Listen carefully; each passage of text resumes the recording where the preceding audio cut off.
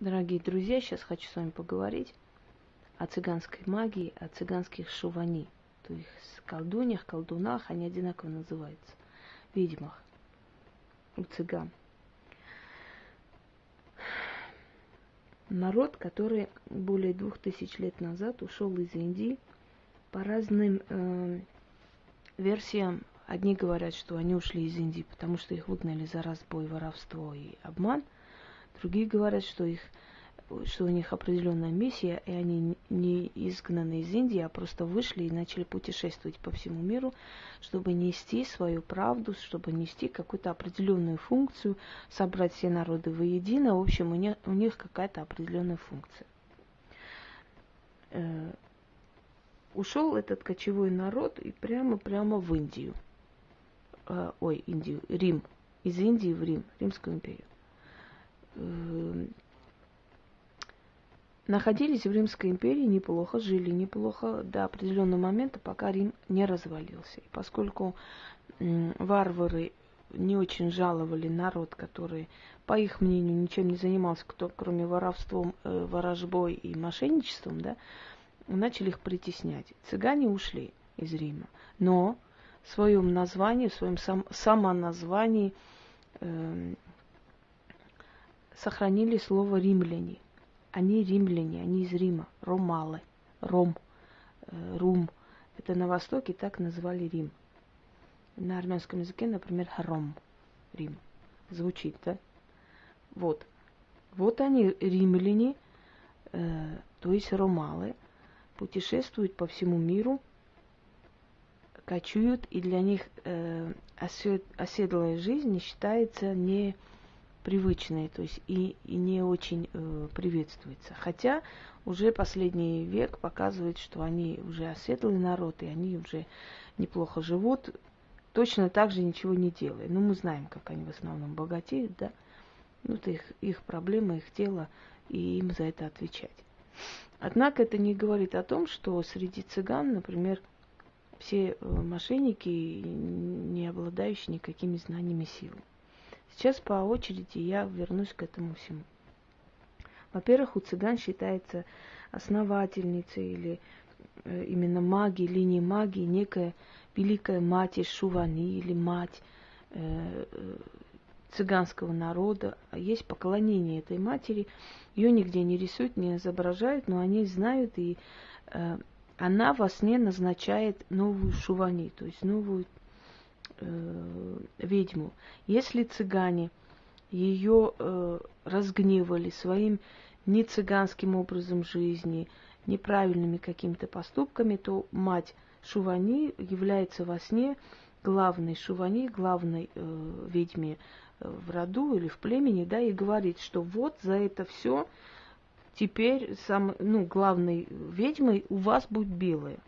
Белая женщина не вашего племени. И показывают, кто. Они ищут ее, уговаривают, просят, обучают. Она может с ними остаться, может не остаться. Они не имеют никакого права ослушаться своей матери, которая приходит во сне. Иначе будет катастрофа в племени, иначе будут большие наказания. Или они пытаются задобрить, просят, умоляют, и она может смягчиться и прийти во сне и передумать. Но если она как бы непреклонна, то никуда не денешься. Приходится брать в племя главной колдуньей не своего племени и считать, что это наказание им и напоминание, что они пришли к грани и живут не цыганской жизнью. Значит, что касаемо средних веков, когда они ушли из Римской империи. В средние века настолько была популярна вообще их, не говорим о том, что многие цыганки стали героинями опер, да, та же Эсмеральда. Многие цыганки стали как бы символом страсти, любви, такой незабвенной любви, отдающейся до последней капли крови и без остатка своему любимому мужчине. На самом деле в реальности совсем не так. цыганки очень привязаны к своей семье и абсолютно не приветствуется вот эта любовь, страсть, сумасшествие. И многие из них выходят замуж не по любви, а по решению родителей. Родителей или старших родственников. Потом говорят, что их миссией была поклонение всем богам. Цыгане и так поклоняют всем богам, они и магией не брезгуют, и христианством. И если они живут в мусульманской стране, и они их обличие принимают, да, то есть они ничем не брезгуют, они принимают любой облик, где находятся, считают это правильным, считают это нормальным и не считают это как бы таким преступлением или отречением от самого себя, поскольку они считают, что каждая сила имеет право на почитание, и они поэтому поклоняются всем богам сразу, скажем так. Именно поэтому им легко, очень легко адаптироваться, очень легко слиться с обществом, где они живут. Но в то же самое время они всегда друг друга называют ром, или другой народ это гаджо, насколько я знаю правильное название. То есть наш и не наш. Это может быть восприниматься как фашистский какой-то, знаете, знак, что вот они разделяют нас, не нас. Нет, это, наверное, из-за того, что они очень пытались за многие века сохранить свое племя и не слиться с другими, и поэтому вот это разделение наши и не наши все-таки помогало им многие века не выходить за других замуж, не брать других в жены. Вот это вот очень сплоченное уважение и любовь к своей именно культуре. То, что у цыган есть некая сила, это доказано. Но на самом деле из-за того, что они нарушили тот самый обет, ту самую функцию, из-за чего их, собственно, и отпустили из Индии, да, что они перешли на мошенничество, на обман, эта сила у них отобралась, и осталась только сила для обмана, для таких мошеннических каких-то манипуляций. И редко у цыган, действительно очень редко, именно среди цыганок можете найти сильных.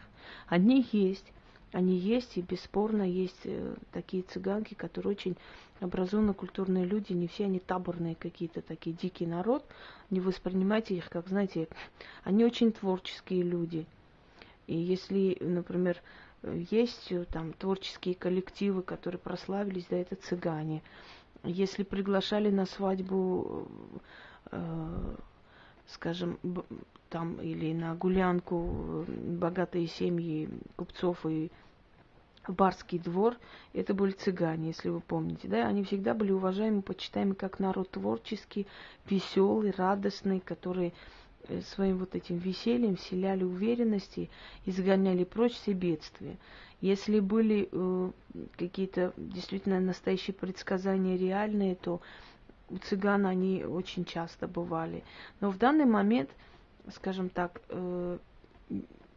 основное количество их занято именно мошенничеством, и редко у них действительно найдешь реальную силу. Редко. Еще раз говорю, не у всех. Есть очень сильные цыганки. Те же самые болгарские ведьмы, которые известны на весь мир.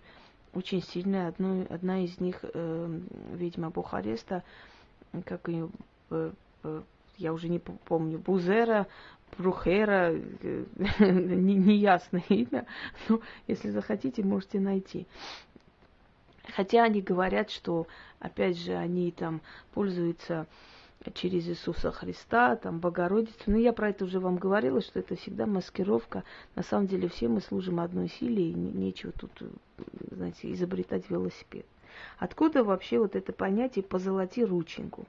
Объясняю. Говорили, что цыгане служат как бы сатане, черной силе, и от них так гнушались, не давая им возможности гадать, смотреть. И они всегда говорили, вот если ты положишь себе на руку серебро или золото, поскольку черт боится этих металлов, он убежит. И поэтому вот ложи на ладонь и дай мне ладонь. Если я опять же не увижу твою судьбу, значит я от черной силы. А если увижу, значит увижу. А значит вот эта монета, которую ты положил на руку, она уже моя. То есть это как спор. Увижу или не увижу через этот металл. Это, конечно, смешно, что какая-то сила, какой-то металл боится, но они обижались, и они пытались вот так доказывать свою чистоту и то есть честность, что вот положи, позолоти рученьку, ложи на руку золото и покажи мне. Если через золото я не увижу, значит, я ничего не вижу, я из темной силы. Теперь это позолоти рученьку звучит как, ну, дай денежек, да? Следующий момент. Почему они носят золотые украшения на лбу, иногда вот эта монета на лбу. И вообще цыгане любят золото. Золото, испокон веков доказано, что золото проводник силы. И у сильных людей золото усиливает и ясновидение, и все что угодно. У кавказских народов есть вот эта монета на голове носить. У восточных народов, там, где третий глаз считается, да, это где невидимый третий глаз, у всех индуистских богов он есть, это место ложится золотом, и золото усиливает ясновидение. Если оно есть, оно не может создать из ниоткуда. Но золото усиливает энергию человека, это правда. Носите золото иногда, и у вас будут притягиваться деньги. Люди, которые не любят особо золото, у них в жизни что-то не очень идет все вперед, потому что они не любители вот этого металла. Этот металл проводник. Вы никогда не спрашивали, почему инки делали храмы из золота. Не потому что им делать было нефиг, а потому что золото проводник. Золото открывает определенные пласты знания. Вот поэтому лучше золото и дороже золота еще металлы не придумали, не нашли, да? Это не означает, что мы должны обвешаны золотом ходить, но это означает, что мы не должны презирать золото, поскольку золото именно действительно раскрывает силу, и чакры, если хотите, как-то не люблю это слово, но раскрывает нам потенциал человека. Если вы надели золотое украшение, пошли на собеседование, то очень большая вероятность, что вас примут. Потому что, еще раз говорю, золото притягивает удачу, золото открывает эту удачу. Ну, не до конца жизни, на этот момент он может помочь, если на вас нет ничего такого сильного, что вам закрывает пути дороги. Вот поэтому цыгане носят золото, считая, что... И причем золото они дарят друг другу, они не покупают. Не, ну покупают, конечно, но считается, что самое лучшее золото – это подаренное. Вот если тебе дарят золото, вот тогда это золото приносит удачу, оно подаренное, от Вселенной дано, понимаете? Вот в традиции цыган это входит. Как бы они ни голодали, ни жили плохо, у цыган нету традиции бросить детей, это нужно признать. Никогда они не бросят ребенка. Они могут чужого взять, но бросать не бросят. Я не хочу, чтобы вот мой этот ролик звучал, как, знаете, дифирамбы цыганам. Абсолютно нет. Я уже сказала, что за мошенничество, за обман, за многие там манипуляции, за очень нечестную жизнь, их лишили этой силы. И определенные люди только обладают этой силой, остальное владеет силой мошенничества. Они хорошо могут обвести вокруг пальца. У них очень сильный гипноз. Они могут закрепить за вами проклятие. Если они прокляли вам в спину или в лицо, сказали, вы этого испугались, вы сразу запускаете этот механизм в свою жизнь, у вас могут быть катастрофы, не очень хорошие вещи случаться. У цыган основное количество предсказаний – это первым делом. Ой, тебе завидуют, у тебя есть подруга. У всех есть какая-то подруга, которая им завидует. Да, это вот это высосано из пальца. И потом еще, девушка, я ничего от вас не прошу, мне ничего не надо отдавать, только сходите в храм, помолитесь. И тут сразу у человека, значит, включается механизм, ну, значит, она честная, она же мне ничего не просит, она просто за меня переживает, чтобы я в храм ходила. Ну-ка ты еще что-нибудь, что вы там скажете, а что мне туда-сюда, и пошло-поехало. Вас закрутили, завели куда-нибудь, через некоторое время можете остаться без трусов. Имейте в виду, у них это есть. Потом они, когда разговаривают, они всегда пытаются коснуться вашей руки. Энергопередача. Вот коснулись руки сверху, они сразу уже свою доминантность показывают. То есть они над вами сразу властвуют. Ты уже смягчаешься. Потом они, когда говорят, они всегда пытаются вас хлопать по плечу, касаясь и так далее. Это гвозди называется. Они вбивают в вас свою информацию. Вот. Похлопали по плечу, там, красавица, да, ты моя, ты мучаешься, столько работаешь, а вот столько всего. То есть они говорят то, что вам хочется слышать, знать, каждому человеку хочется знать, чтобы его приголубили, погладили. И они всегда ловят свою жертву, они прекрасно вычисляют человека, у которого сейчас стресс, которым сейчас нехорошо, у которого какие-то неприятности в жизни, они хорошо ловят вот это состояние, да, безысходности, боли в глазах и так далее. И сразу окружает. Это не говорит о великом знании и как бы каких-то способностях, это говорит о способностях к обману, не более того. И среди цыган есть сильные колдуны и ведьмы, в основном занимаются женщины, но они встречаются редко, и они действительно настолько сильные, что вот через какие-то руки узнаешь, идешь, и она может очень много сделать, но редко. Не все те, которые на рынке стоят и торгуют, и позолоте рученьку, являются как бы сильными, являются носителями этих знаний и информации. Учтите это. Очень модно сейчас всем вот этим супермагиням называться цыганками, цыганской колдуньей, и показывают там сверкающий дом, все сверкает, все в каких-то лампочках, все в сверканиях, там ткань сверкающая, это сверкающий. На самом деле цыганской магии это вообще не имеет никакого отношения. Объясню почему. Потому что цыгане кочевой народ, у них не было столько сверканий, столько красоты и всего, и они всегда пользовались аскетичной магией, самые вот подручные средства, которые были. Там, скажем, палка, крутить, вертеть, что-то там читать, может быть, замок, что еще сказать вам, подкова и так далее. То есть самые такие примитивные методы, огонь, там над огнем ходить, пошептывать, поплевывать. Вот цыганская магия. И там не было никаких сверканий. Не ведитесь на это все чушь, потому что, я еще раз повторяю, что у цыган нет вот этого столького сверкания и столько всего.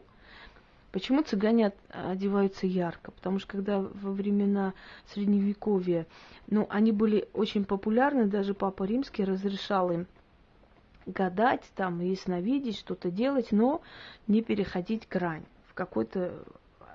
в определенных рамках им было разрешено. Когда началась вот эта охота на ведьм, очень много красивых цыганок сгорели на кострах не за свою колдовскую силу, потому что были красивые, потому что были недоступны, как бы это ни звучало, да, и обязательно с ними расправлялись таким образом. Вообще цыганок всегда гнали из селений, когда они шли там танцевать, петь и просить еду. По какой причине? По причине их красоты, что мужчины любовались ими, и женщинам это было очень неприятно, не нравилось, они их изгоняли, выгоняли, и они считались дочерьми дьявола и все такое, все, что нам неприятно, все, что у нас вызывает зависть, ненависть, мы все называем на черную силу, взваливаем это все, да, считая их там от дьявола, от демона. Поскольку неприятно видеть свою вот эту тушу 120 килограммов и красавицу, которая там черты лица правильные и притягательные глаза. Вот естественно, что их не любили. Вот. И они вот, протестуя против того, что мы не будем скрываться, мы не будем бояться вас, и мы будем наоборот одеваться ярко, кричаще и показывать, что мы цыгане. Отсюда пошла традиция ярко одеваться. Вот прям ярко, так, чтобы отличаться от других и одеваться в свои национальные, свои вот как бы сверкающие вещи. Вот традиция цыган одеваться ярко, как можно вызывающе, чтобы нас заметили, видели. Это следующее. Потом сила цыганских шулани. Я не буду рассказывать все секреты. У вас возникнет, естественно, вопрос, откуда я так хорошо их знаю. Уважаемые люди, я знаю не только их хорошо, я могу про египтян вам рассказать, я могу рассказать про грузин вам очень хорошо, про свою нацию хорошо, я могу рассказать про народы Востока и Запада, во-первых, потому что я, может быть, разносторонне развитый человек, и, во-вторых, потому что я историк, и это мне было интересно. В-третьих, я общалась с этими людьми, со многими людьми. У меня была знакомая Шувани, ее сейчас нету. Очень сильная женщина была, и очень строгая, очень страшная, можно сказать. С ней вообще боялись общаться. Ее звали Люба по-русски, и она вот такая была бой-баба, скажем так. Схоронила нескольких мужей. Вот. Какое имею я отношение к ней, что она меня, чему она меня научила, что чему не научила, давайте пусть останется между нами. Но что я хочу вам сказать, всю жизнь меня как бы специально сводили с такими людьми, чтобы я знала и русскую, славянскую магию, я уже, может, говорила, что была у меня женщина, наставница, можно сказать, хотя я бы не сказала, что она всему меня научила, но я очень многому научилась у нее. Я жила в Коме, так уж получилось, меня судьба закинула туда, поскольку мой супруг был в местах не столь отдаленных когда-то давно в моей жизни. И я вот так любовно следовала за ним, как декабристка, да. Благодарность, конечно, я не дождалась, ну да ладно. Но вот судьба меня закинула в Коме, и я там познакомилась с этой женщиной, если точнее не познакомилась, она сама меня позвала через свою внучку, вот, сказала, чтобы я пришла к ней. Я вот много чему у нее научилась. Это мне вот привели меня к ней. Она говорила, что она давно ждала, знала, что я приеду. И вот парадокс, когда я выучилась его, узнала, я развелась с мужем и уехала. Видимо, меня просто для определенной функции свели с этим человеком, чтобы я оказалась в этом месте, да, и как бы научилась тому, что должна была научиться. Вот говорю, что у нас судьба у ведьмы, знаете, так, непростая. Потом меня свела судьба с Любой, Любушкой, как я ее ласкательно называю. Этих женщин нет в живых. После того, как я у них побыла, что-то узнавала через определенное время, но они уже были старые люди, видимо, предчувствуя конец своей жизни, они меня находили, что-то давали мне и уходили. Что передавали, как, давайте я не буду красоваться и говорить, просто так внешне сказала. Да, мне нет нужды вот это все как бы наружу выворачивать и показывать. Так вот, у нее я научилась одной вещи, которую я применяю, делаю часто. Раз в 3 года надо повторять. Значит, починить себе 4 стихии, извиняюсь. Огонь, воду, значит, землю, вот. Ой, все. Я уже улетаю. Берется, сшивается мешок. Сначала нужно туда поплевать. Ну, правда, не так, чтобы прям слюна была, но просто поплевываем туда, срезаем прядь волос, суем в этот мешочек. Нужно слегка себе подколоть палец, чтобы капнула туда кровь. Это все наше. Потом сыпем туда определенный заговором землю, капаем туда воду, выхватываем воздух, еще кое-что туда можно делать, но я не буду говорить, что, и этот мешок сохраняем. Естественно, читая над ним заговор, заклинание, все, подчиняя себе, как бы соединяя себя с этими стихиями. Там она, конечно, намного сложнее, просто я так-то легко вам объясняю, но на самом деле это намного сложнее. Значит, следующий момент в магии Шувани, самое сложное, самое сильное, это обращение к Луне, к матери Луне, Гаена ее называют, Гаена, мать Гаена. Цыгане очень чувствительны к фазам Луны, они очень много связывают свою магию с лунными циклами, с круглой Луной, с убыльной Луной, там, нарастающей, вот. И к Гаэне, обращаясь, вот есть очень сильные заговоры, заклинания. Почему меня очень многие хотят научиться от меня, почему меня ждут какие-то сильные вещи, ну, как вам объяснить? Потому что я сталкивалась, наверное, вот так вот получалось в моей жизни, что меня столкнули с разными людьми из разных национальностей, разных направлений магии. Да? И мне досталось от них самое сильное. Не знаю почему, люди, я не могу вам объяснить это, но то, что мне досталось, оно настолько помогало мне в жизни, что последние минуты, вот можно это, есть вещи, которые можно прочитать, и через 15 минут у тебя будут деньги, и через 15 минут у тебя будет то, что ты хочешь. Это действительно реально работает. Но, к сожалению или к счастью, я не могу вам их дать. Я могу дать. Хорошо, я могу поделиться ими но с несколькими людьми, которые у меня в форуме пишут. Я их знаю, и они поняли, о ком речь. Я им отдам эти заговоры. Только с единственной просьбой, чтобы они никому это не показывали, не доверяли, не дарили, даже самым близким. Если они это сделают, я накажусь. И очень сильно. Вот это я сделаю. Значит, я обещаю им подарить заговор на быстрые деньги. Это не фортуна. Фортуна, конечно, работает, но там есть такое, что. Это раз. Второе, что я могу им обещать дать, это очень сильный ритуал привязки и, значит, но это можно использовать только в определенных случаях, не всегда и не со всеми. Ну, в общем, приворота, да? И третье, что я обещаю им дать, это быстрое восстановление себя на свое здоровье. Вот этим людям я даю слово, что я поделюсь с ними, им отдам, потому что я доверяю, я знаю, что они только для себя применяют или в своих целях применяют, но оно дальше не пойдет, потому что дальше оно идти не должно. И вот так получилось, что столкнулась Шувани с очень сильной Шувани, у нее одна нога плохо функционировала, я ей помогала много в чем. Вот. И отсюда вот это все я знаю, скажем так, да. И самое интересное в цыганской магии, сейчас, секунду, я выписала даже, чтобы не забыть вам сказать. Да, самое интересное в цыганской магии, что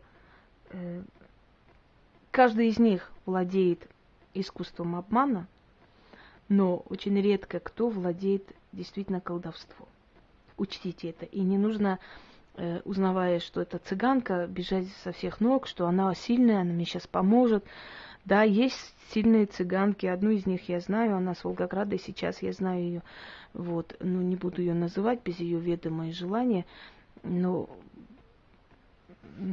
скажем так, мы с ней общались, но потом связь прервалась как-то.